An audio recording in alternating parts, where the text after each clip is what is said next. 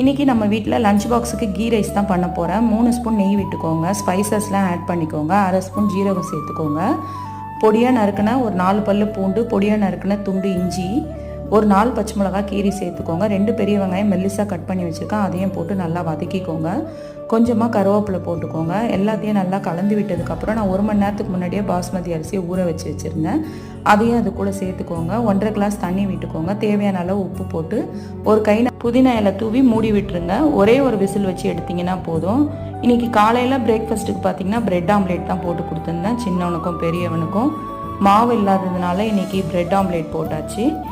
இதுக்கு சைடிஷ் பார்த்தீங்கன்னா முட்டை கிரேவி பண்ணியிருந்தேன். சூப்பராக இருக்கும் டேஸ்ட்டு. முட்டை கிரேவியோட ரெசிபி நான் நெக்ஸ்ட் வீடியோவில் நான் அப்லோட் பண்ணுறேன். செக் பண்ணி பார்த்துட்டு எப்படி இருக்குன்றத கமெண்ட்டில் சொல்லுங்கள். என்னோட குக்கிங் எல்லாம் உங்களுக்கு பிடிச்சிருந்ததுன்னா லைக் பண்ணுங்கள்.